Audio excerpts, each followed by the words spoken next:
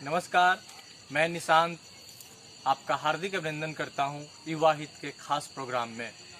आज हमारे साथ जोरापारा से शिव कुमार जी उपस्थित हैं हमारे साथ में, और जो लगातार सामाजिक मुद्दों को उठाते हैं यहां से।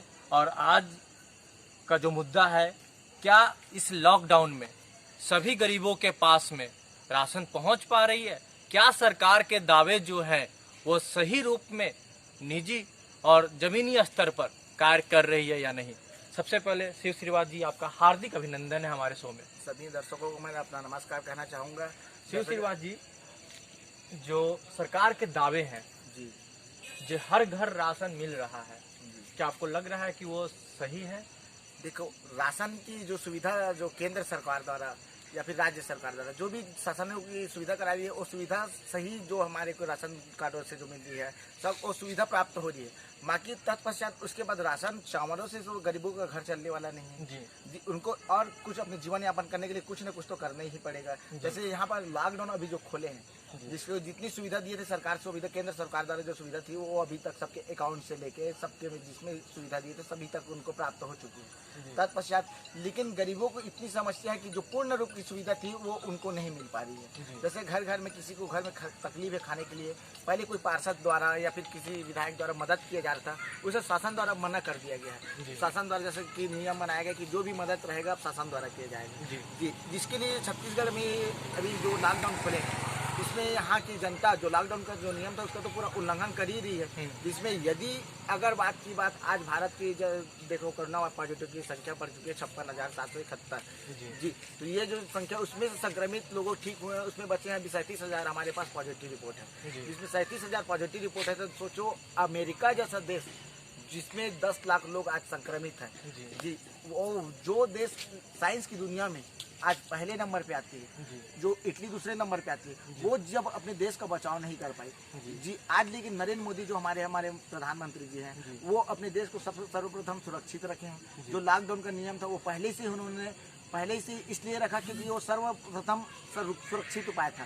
तो जनता जो उसका उल्लंघन कर रही है उसका परिणाम जनता ही भोगेगी, कोई प्रधानमंत्री नहीं भोगेंगे। वो सिर्फ देश की सुरक्षा के नाम से इस सब कार्य को कर रहे हैं। तो जितने विधायक हैं, हमारे जितने प्रतिनिधि हैं, हम सबसे ये अनुरोध करते हैं, हम सभी जनता से ये अनुरोध करते हैं कि जो सरकार द्वारा जो नियम और जो कानून बनाया गया उसका पूर्ण रूप से पालन किया जाए, जिससे जो ये वायरस है इसका जब तक वैक्सीन नहीं बनाया जा सकता तब तक इससे हम लोग लड़ ही नहीं पाएंगे, क्योंकि ये एक जैविक हथियार का यूज किया गया है जिसको।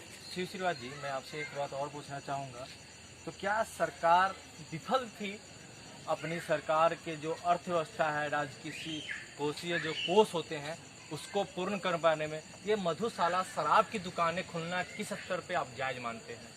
जैसे कि आप जान रहे हैं कि राजकोष में जितनी सुविधाएं थी वो तो प्राप्त कर चुकी हैं। हालांकि राजकोष के साथ अर्थव्यवस्था भी भारत की डगमगा रही थी, लेकिन उसके तत्पश्चात जोन जैसे खोला गया है, जो डिस्टेंसिंग का नियम रखा गया है, उनका पालन हो नहीं रहा है। तो जो सुविधा है ठीक है, राज्य सरकार के पास पैसा आएगी, लेकिन इसमें जनता को बचा पाना क्या संभव है? नहीं, क्योंकि जनता को इसलिए इसमें नहीं बचा पाएंगे क्योंकि अगर इसमें 2-4 पॉजिटिव पाए जाते हैं, इतनी तेजी से ये फैलेगी कि यहाँ जहाँ आज देख लो भोपाल, महाराष्ट्र, अपना 2-3 राज्यों में ऐसी व्यवस्था हो चुकी है कि आज जनसंख्या इतनी तेजी से बढ़ रही है। प्रतिदिन 2 से 3 हज़ार रुपये हम लोग को नए मरीज मिल रहे हैं जी। अगर ये जो जगह अभी सेफ है, तो मैं सरकार से अपने मुख्यमंत्री से अनुरोध करना चाहूँगा कि वो जगह को लॉक करके रखे। जो सरकार द्वारा जो सुविधा है उनको सुविधाओं को जनता द्वारा पहुँचाए। सभी कार्य को जनता से लेकर राज्य सर अधिकारी, हमारे स्वास्थ्य विभाग के हैं, पुलिस वाले हैं, इनका प्रतिदिन हमको उनका सहयोग ही प्रदान करना है, क्योंकि वो ही हमारी अभी सुरक्षा में अपना घर द्वार छोड़कर सभी छोड़कर हमारी सुरक्षा में लगे जी। उनके साथ जो अभद्र व्यवहार कर रहे हैं उनके ऊपर कड़ी कार्रवाई होनी चाहिए। और इसके तत्पश्चात जो भी जनताओं के पास सुविधा नहीं हुई है उनको शासन द्वारा या फिर किसी भी अधिकारी द्वारा इन सब चीज़ों की जानकारी रखना जरूरी है। अन्यथा जनता आज नहीं तो कल आक्रोशित होकर कुछ ना कुछ गलत कदम उठाने की कोशिश करेगी। इसलिए मैं आपसे और सभी जनता से और अपने जितने भी हमारे विधायक प्रतिनिधि हो गए, प्रधानमंत्री हो गए, सबसे मैं अनुरोध करना चाहूँगा कि जितने भी हो सके नियमों का पालन करें, घर में रहें और सुरक्षित रहें। तो जैसा कि आप लोगों ने देखा कि अभी शिव श्रीवास जी ने बहुत ही सही रूप में और सही बातों को उठाया है कि हमारे प्रतिनिधि अगर चाहें तो जो भी समस्याएं हैं उसका समाधान कर सकते हैं। तो सबसे पहला कर्तव्य हमारे जनता द्वारा, जनता जनार्दन द्वारा चुने हुए जनप्रतिनिधियों का कर्तव्य बनता है कि किसी भी वैश्विक महामारी से लड़ने के लिए जमीनी स्तर पे आपको उतरना पड़ेगा और आपको अपनी जनता का ख्याल रखना पड़ेगा। तब जाकर आपके जो दावे हैं और जिस दावे पे आप चुनाव जीत कर आते हैं उसका आप पालन कर रहे हैं। मैं युवा हित चैनल के लिए जोरापारा से निशांत, कैमरा पर्सन ऋषभ के साथ में।